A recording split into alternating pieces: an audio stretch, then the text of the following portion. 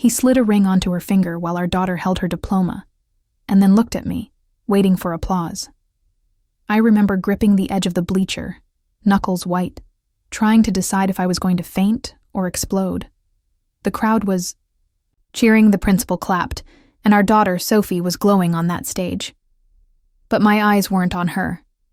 They were on Tom, and the velvet box he pulled from his jacket. At first, I thought he was giving our daughter a gift, something special, a graduation token. But then he turned, not to Sophie, but to Lena. Blonde, polished, 20 years younger. She gasped like it was a scene from a romantic movie. I watched him slide the ring on her finger. There was no microphone, no speech, just audacity. He turned back to the crowd, to me, with a smile like he'd won something. Like this moment of betrayal, of humiliation, was a gift we were all supposed to be grateful for. He waited for applause. Mine. I didn't move. I couldn't. My throat burned. My heart slammed against my ribs like it wanted out. All around me, people clapped, unaware. They thought it was sweet. A family celebration. No one knew that Lena was the woman I'd suspected for months. The one Tom swore was just helping with event planning. Sophie didn't see it. She was taking photos with friends, radiant and free. She had no idea that behind her perfect moment, the family she thought she had was being shattered in real time. I wanted to scream, to throw the chair in front of me, to pull her away and run. But I didn't, because I'd seen this coming. Not the timing, not this performance, but the shift in Tom. The late meetings, the new cologne. The way he started saying I was paranoid when I asked why Lena was always around. This wasn't spontaneous, it was calculated. And now it was public. I felt Kathy's hand on my shoulder. My sister, always the apologist. "Don't make a scene, Rach," she whispered. "It's Sophie's day." As if that moment wasn't built on my silence, my years of quiet, my ability to swallow betrayal like pills with no water. I stood slowly, my body shaking with something bigger than rage, bigger than grief. This wasn't heartbreak. It was awakening. I locked eyes with Tom, and I smiled, because he had no idea what was coming next. I walked out. Not toward the parking lot, not toward my car, toward the stage.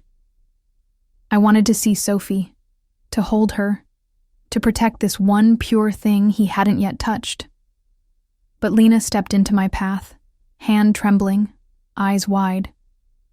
"Rachel, she started. I didn't let her finish. "Don't speak to me," I said, steady, quiet, dangerous. "Not today." And I walked past her. I could feel the eyes, the stares, whispers starting. But I didn't care. My daughter was smiling. That was all I cared about in that moment. I reached Sophie just in time to hug her before the crowd got thick. She threw her arms around me, laughing. "We did it, Mom," she said. And I smiled through the fire in my throat. "Yes, baby, you did it." I would tell her the truth later, but not now. Not yet. Tom didn't follow me. He knew better. He stood with Lena, hand on her waist, playing the proud father. Proud fiancé. Proud fraud. I took one photo with Sophie, then told her I had to get the car. And I left. But I didn't go home. I sat in the driver's seat and gripped the steering wheel until my palms hurt. I didn't cry, not yet. I just stared at my hands. The same hands that built our home, raised our daughter, paid bills, washed clothes, made his favorite damn meals. And now? He expected them to clap for her. That was the moment everything changed. Not when he proposed. Not when Lena said yes. Not even when Kathy tried to shush me. It was when I realized he genuinely thought I'd stay quiet. that I'd absorb this betrayal like I had every other. But this time, I wasn't just angry. I was done. He gave her a ring. I gave him a storm. Tom wasn't the kind of man you fell for instantly. He wasn't flashy or loud. He was steady, dependable, the kind of guy who remembered to warm your car on cold mornings and brought you the right kind of coffee without asking. We met at a school fundraiser when I was teaching second grade. He was organizing the silent auction. He handed me a clipboard, smiled, and that was it. We got married a year later. Nothing extravagant, just close friends, my sister Kathy, his college buddies. I remember he cried during his vows, said I made him feel like home had a face. Everyone clapped when he kissed me. I thought, this is the good kind of love, the kind that lasts. I didn't know that kind of love could rot so quietly. When Sophie was born, we were a team. Midnight feedings, diaper disasters, first steps. He was there. Every moment. He called her Little Star. I still have the necklace he gave me after her birth. A simple silver charm with a star engraved. Back then, I wore it every day. Our house became a rhythm of comfort. He'd mow the lawn on Saturdays. I'd bake banana bread. Sophie would dance, barefoot in the kitchen. I clung to those simple memories later. Tried to convince myself they proved something real had existed. But nostalgia is tricky. It edits out the red flags. Tom worked in event management, always organizing galas, conferences, corporate retreats.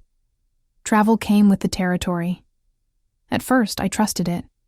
He'd bring back souvenirs, send selfies from airports, call every night.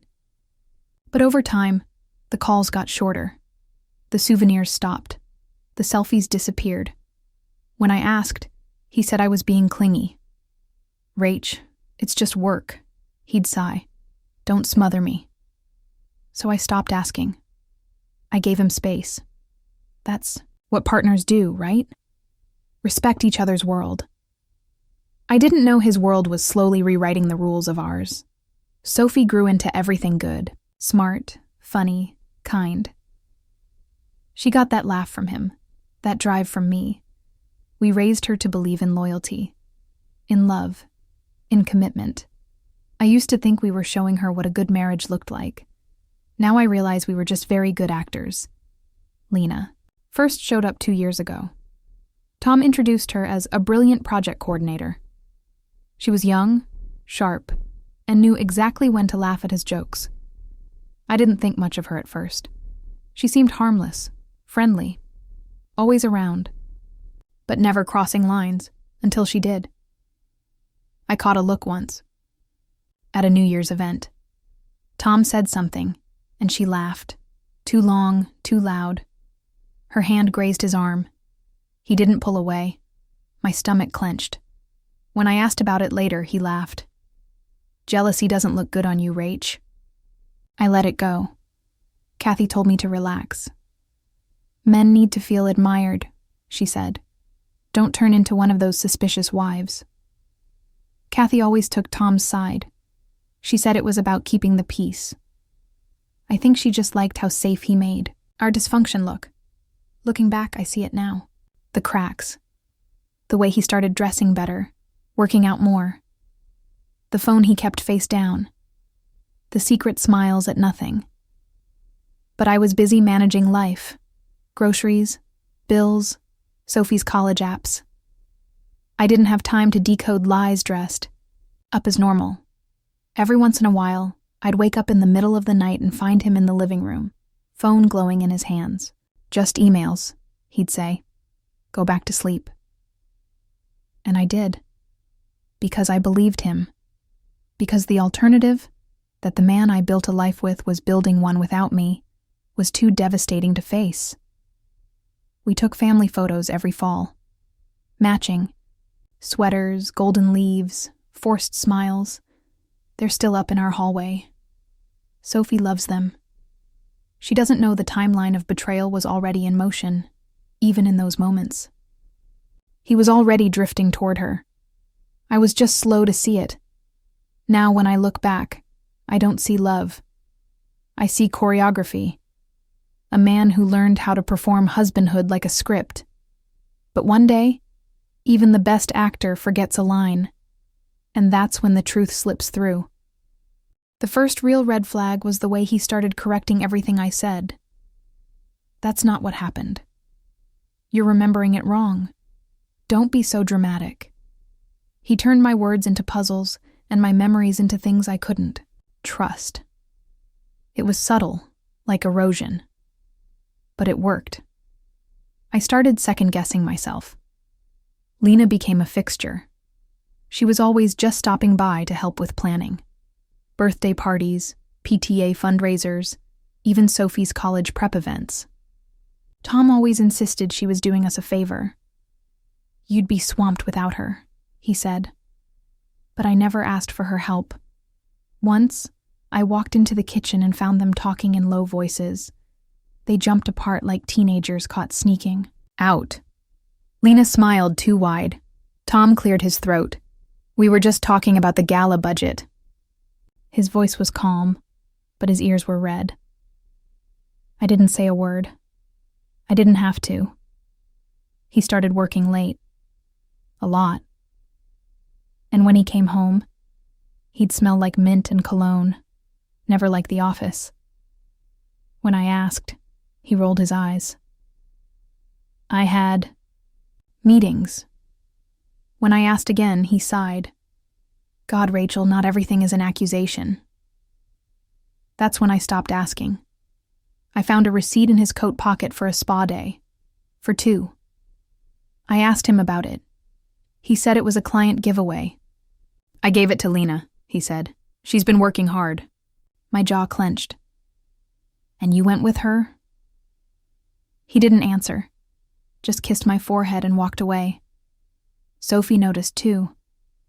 Dad's always tired, she said once. He never plays piano with me anymore. He used to. Every Friday night. It was their thing. Now he came home, poured a drink, and scrolled his phone like the house was background noise.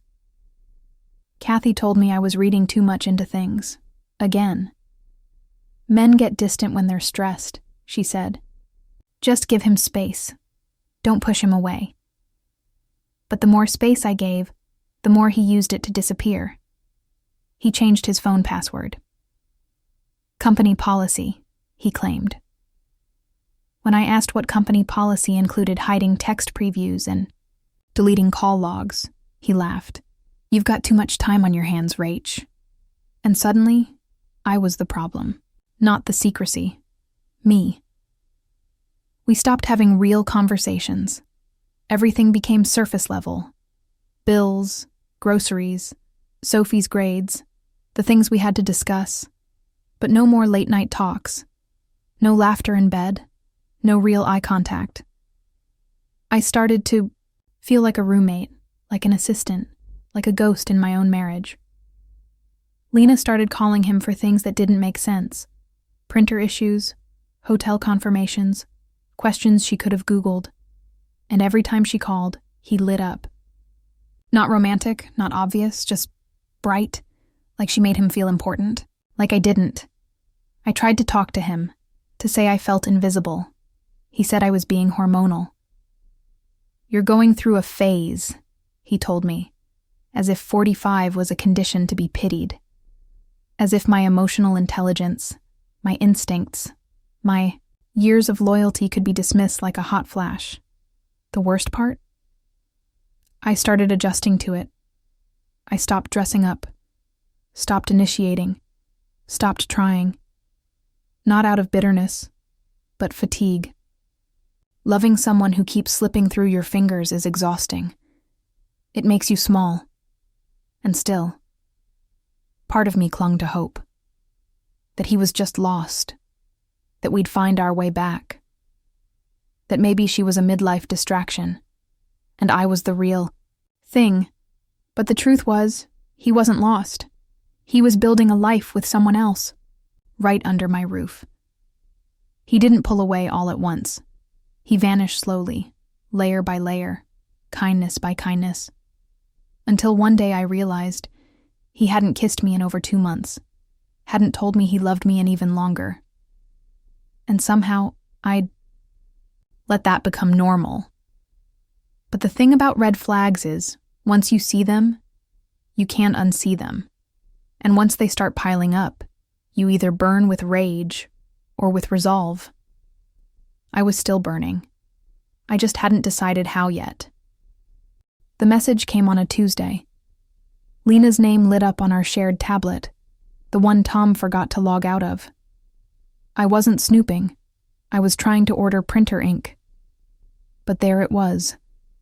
A preview of a text that said, "Booked the room under Thompson. Same suite as last time. Can't wait to wear the red one." I sat there, fingers frozen above the screen. My heart didn't race. It stopped.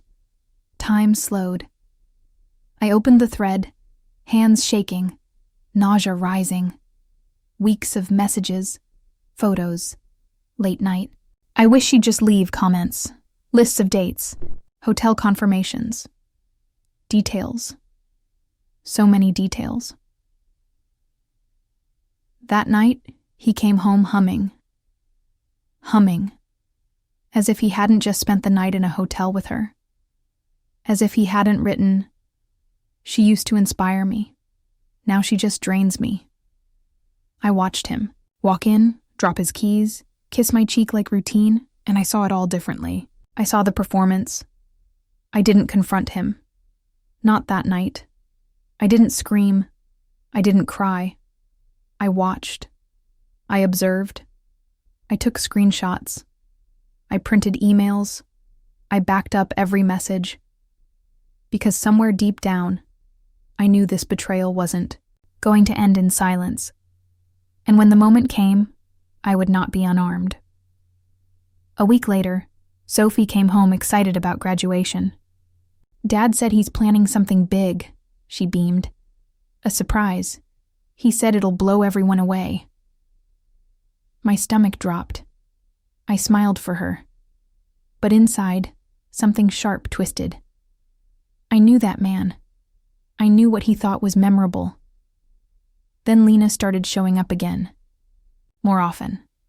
Bringing decorations. Helping Sophie with her speech. Playing the doting family friend role so perfectly it made my skin crawl. She hugged me once. Her perfume was the same scent that lingered on Tom's collar last week. I should have kicked them both out. Should have exploded. But I waited. Not out of weakness, but strategy. Because some betrayals don't deserve quiet closure. They deserve exposure.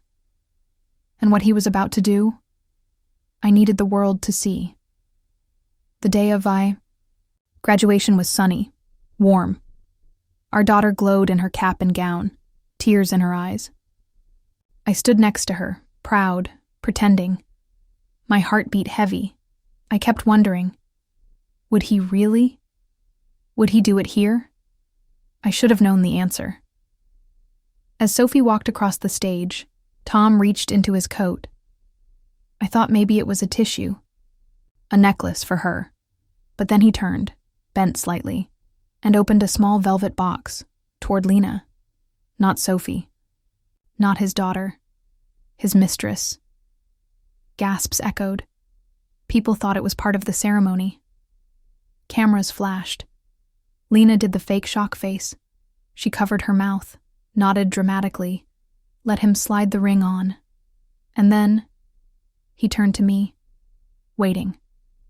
For approval, applause, some kind of permission. I didn't move. Kathy grabbed my hand, but I shook her off. I stood there, watching the man I built a life with turn the most important day of our daughter's life into a circus. A humiliation. A spectacle. And he expected gratitude. The worst part? Sophie didn't see. Not right away. She was still hugging. Friends, taking selfies. Unaware that behind her, her father was redefining family without her consent. That her mother had been turned into a prop in someone else's performance. After the ceremony, Tom approached me. "It just happened," he said, pretending breathless excitement. I couldn't wait. I looked at him, really looked, and saw the coward behind the charisma, the fraud behind the father, the manipulator behind the man. I said nothing, just walked past him, past Lena, past the camera flashes, and toward my daughter, our daughter, because she was the only real thing left, the only person who didn't owe me an apology, but deserved the truth. That day wasn't just betrayal. It was erasure. He didn't just cheat. He used our daughter's joy to rewrite his narrative. And he thought I would stand there, clapping for it. But I wasn't broken. I was just getting started. I didn't go home after the ceremony. I told Sophie I needed air. She smiled, still oblivious, clutching her diploma. "Don't take too long, Mom," she said. "Dad wants family photos." I nodded, lied, and walked away from the stadium like I was escaping a crime scene. And in a way, I was. I drove aimlessly for hours. I don't remember the streets, just flashes, stoplights, radio static, my reflection in the rearview mirror. I looked like a ghost, a woman halfway between who she used to be and who she was, about to become. Somewhere in that drive, I stopped being a wife. I just hadn't told myself yet. I ended up in a motel, one of those roadside places where no one asks questions. I collapsed onto the bed fully clothed, mascara smeared, stomach hollow. I stared at the ceiling, at the silence. My phone buzzed over and over. Tom, Kathy, even Lena. I turned it face down and let it die. The grief came in waves. Violent, breath-stealing, waves. I screamed into a towel, punched the mattress, sobbed so hard I thought I might vomit. Not just over Tom, over me, over the years, the sacrifices, the woman I used to be, the one who believed in forever. She was gone. I replayed everything, every ignored instinct, every excuse I made for him, every time I smiled through loneliness, every time I blamed myself for his distance. I carried that marriage like a cross, believing pain was part of the process. But this was cruelty dressed as charm. I thought about Sophie, about the moment she'd find out, the rage in her eyes, the heartbreak. I hated him more for what he was going to steal from her than what he took from me. He didn't just cheat. He shattered the illusion of the only stable thing in her world. I didn't eat for 3 days, just water and coffee. I paced that motel room like a caged animal. Every mirror became an enemy. My reflection taunted me. This is what devotion gets you. This is what love looks like after 20 years. A woman alone in a cheap motel, discarded. Kathy came by the house, according to Sophie. Said I was overreacting. That I should think about the bigger picture. That Lena was going to be in Sophie's life now, whether I liked it or not. I blocked her number. I wasn't going to be gaslit into silence. Not again. On the 4th night, I opened my laptop. I clicked through our photo albums. Birthdays, vacations, smiles, so many smiles. I studied them like a crime scene, looking for the exact frame where the lie started. But betrayal doesn't leave fingerprints. It leaves fractures. My wedding ring was still on my finger. I hadn't noticed. It felt foreign now. I took it off slowly, placed it on the nightstand, and stared at it. That tiny circle held decades of lies. Of mornings he came back smelling like her. Of nights I went to bed lonely beside someone who was already gone.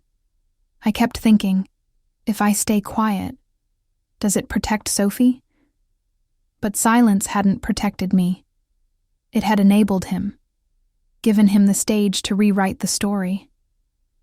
And now he was standing on that stage with Lena, grinning, waiting for the world to clap. Not anymore. I went home on the 5th day, Not for him, for Sophie. The house was still, my room untouched. But I wasn't the same. I moved differently, spoke less, watched more. My silence wasn't surrender anymore. It was strategy. I started writing everything down. Every message, every moment, every word. I needed clarity. I needed a record. Not just to make sense of the madness, but to make sure I never forgot again. Betrayal fades with time. But truth can be weaponized. I didn't know what revenge would look like yet. I just knew I wasn't going to disappear quietly. He thought I'd vanish, that I'd crumble. But that week in the motel, something inside me cracked open. And in that brokenness, I found something stronger than pain. I found resolve. I started with the emails. Tom never changed his laptop password, probably assumed I'd never think to look. But I did. I waited until he left the house, opened the device, and typed our anniversary. It still worked. Of course it did. Narcissists. Never imagine you'll stop trusting them. There were dozens of emails between him and Lena. Subject lines like venue options. Her reaction will be priceless. Can't wait to make it public. I scrolled, heart pounding. They'd been planning the proposal for 3 months. They chose graduation on purpose, for maximum effect, for spectacle. There were drafts of his speech, lines about new beginnings and choosing joy. He called Lena his light. He referred to me as a dark chapter. I took screenshots. I didn't cry. I felt heat rise in my throat, but it wasn't grief anymore. It was rage. Controlled, focused rage. I found photos too. Hotel selfies. Beach shots, Lena in my robe. My robe. I saved them all into a folder I named Closure. Every pixel became proof. Not just of infidelity, but of his character. Of the story he wanted to replace mine with. I wasn't going to let him. Next, I called the event coordinator from Sophie's graduation. She confirmed that Lena had insisted on special seating. She'd even requested a spotlight for Tom's personal moment. I thanked her and added that to my growing list of receipts. Because this wasn't an affair, it was a campaign. I went through our bank statements, found the $9,000 ring charge, bought with our joint account, found hotel bills disguised as conferences, meals labeled as client dinners that were clearly for 2. I highlighted them all. I wasn't going to beg. I was going to prove. Met with a lawyer. I brought the emails, the photos, the statements. She looked through them, eyebrows raised. "He's sloppy," she said. "But this is gold." I didn't smile. Not yet. But I felt something shift inside. Control, agency, power. Sophie found me working on the documents one night. I closed the file quickly. She frowned. "Mom, what's going on?" I paused. Looked at her face. So much of me, so much of him. "You'll know everything soon," I said softly. "But I need you to trust me." She nodded. She always did. Kathy called again. This time, defensive. "You're tearing the family apart," she said. "You can't let one mistake define everything." I didn't yell. I just replied, "It's not one mistake. It's a pattern, and I'm done being polite about it." I hung up, blocked her. That felt like progress. Then came the journals. Mine. 10 years of entries. I'd forgotten how often I'd written, "He feels far away," or "Something's off." The proof had been in my own words all along. I wasn't crazy. I wasn't dramatic. I was being emotionally abused and calling it devotion. I reached out to Sophie's school counselor. I didn't give details, just asked for support. "Keep an eye on her," I said. Big changes are coming. She was kind, supportive. For the first time in months, I felt like someone was on my side. I made a timeline, start to finish, every lie, every manipulation. I cross-checked it with holidays, birthdays, our anniversary. He had cheated on all of them. Every single milestone was stained. And somehow, he still thought he was the hero in this story. But I had the truth now, and truth is heavier than lies. It doesn't collapse under scrutiny.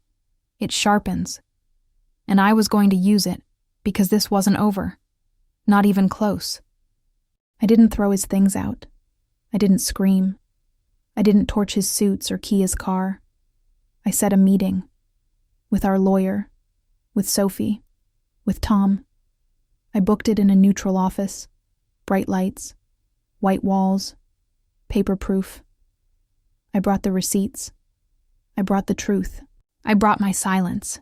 And let it speak louder than anything else. Tom walked in confident. He thought this was a reconciliation. I watched his face shift as he sat across from me and saw the thick folder. He smiled awkwardly. "What's all this?" I slid the first page forward. An email he wrote to Lena about staging the proposal for Maximum Optics. His face dropped. I slid the next one. Hotel bills. Joint account transactions. Photos. More emails. The sound of paper sliding across the desk was the only sound in the room. I didn't look at him. I looked at Sophie. She read every line. Her jaw clenched. Her hands shook. "I didn't want you to hear this from someone else," I told her. My voice was steady. "You deserve to know who your father really is." She looked at Tom, tears in her eyes. "Is this true?" she whispered. He opened his mouth, closed it, nodded. That was the first honest thing he'd done in years. The lawyer spoke next, calmly, efficiently. "Rachel is filing for divorce. She's prepared to seek full financial compensation for misuse of joint assets. She has evidence of emotional distress, reputational damage, and public humiliation. Documented." Tom's mouth moved, but no sound came out. Lena texted me that night. A single line. "You didn't have to humiliate him like that." I replied with one sentence. "You should have thought about that before you wore my robe to a hotel I paid for." Then I blocked her. Permanently. No room in my life. For parasites. I went public after that. A short post. Nothing dramatic. Just a photo of Sophie and me on graduation day, captioned, "She got a diploma, I got my freedom." Friends messaged. People started asking questions. And just like that, his perfect image began to crumble. He tried to do damage control. Told people I was bitter, unwell, trying to ruin his happiness. But the screenshot said otherwise. The timeline said otherwise. His ring announcement post? It got pulled after people started commenting. "You proposed during your daughter's graduation? Seriously?" Kathy tried to intervene. Again. "You've made your point," she said. "Can't you just let it go?" I laughed. Actually laughed. "You stood by him. Now you can stand with the fallout." I didn't unfriend her. I just stopped answering. Ghosting felt cleaner. Sophie moved in with me permanently. She said she couldn't trust someone who used her moment to promote his new life. "You didn't just lie to Mom," she told him. "You lied to me." He cried. For show. Narcissists always perform best when the spotlight's slipping. I changed the locks, froze the accounts, cleared out the house of his things with surgical precision. No mess, no fire, just absence. Emptiness where he used to be. It was the most peaceful I'd felt in years. I didn't want revenge at first. I just wanted truth. But then I realized the truth is revenge. Especially when you put it in front of people who've spent their life performing. and watch them squirm when the mask finally cracks. He gave her a ring. I gave him a legacy of humiliation. The first night in my new place, I slept with the windows open. No alarms, no locked doors, just air. Cold, honest air. It smelled like rain and fresh paint. I laid on the floor in a room with no furniture and realized this was the first time in 20 years that I wasn't waiting on anyone's approval. I didn't take much. Just a few books, some photos of Sophie, and the old bracelet she gave me when she was 10, the one with tiny silver letters that spelled Mama. I used to wear it on bad days. Now I wore it every day, as armor. As a reminder that I'd been more than just his wife. I'd been someone's world. I got a job at a nonprofit. It wasn't glamorous, but it felt like purpose. I told stories. Helped women. Advocated. My pain had sharpened into empathy. My silence had become language. I wasn't hiding anymore. I was visible, entire. Sometimes I'd see Tom's name in tagged photos, smiling beside Lena at some event, playing happy. I didn't feel bitterness. Just distance. Like I was looking at a stranger in a city I once visited but would never return to. They had their stage. I had my freedom. Sophie thrived. She started therapy, took time to process. One night she hugged me and said, "You're the strongest woman I know." I didn't respond right away. My throat closed. Not because of pain, but because for the first time, I believed her. Kathy eventually sent a letter. No return address. A long apology about choosing the wrong side. About wanting things to stay comfortable. I folded it once and tucked it away. Not as forgiveness, as proof. That even enablers break when the lie gets too loud. I sold the wedding ring. Used the money to take Sophie to Italy. Just the two of us. We stood in front of old cathedrals, ate pasta at midnight, laughed until our sides hurt. That trip wasn't a reward. It was a resurrection. I wrote about it all, every step. I didn't name names. I didn't need to. The people who read it knew. Women messaged me daily. Thank you. That was my story too. He thought I wouldn't find out. Each message reminded me that truth doesn't just heal, it connects. And Tom? He reached out once. An email. No subject line. Just 2 words. You won. I didn't reply. I didn't need to. Because I didn't win. I survived. There's a difference. One seeks validation. The other sets fire to what was never real. Visited the old house once. Drove by slowly. Saw Lena watering plants. Her back turned. I kept driving. Didn't slow down. Didn't wave. She looked smaller than I remembered. They both did. That's the thing about illusions. They only feel big when you're trapped inside them. I framed a photo of Sophie from graduation. Not the staged ones. One where she's laughing, eyes squinting in the sun, diploma in hand. In the background, you can just barely see me, smiling. Not for him. For her. For me. For the freedom that was already blooming. He gave her a ring that day.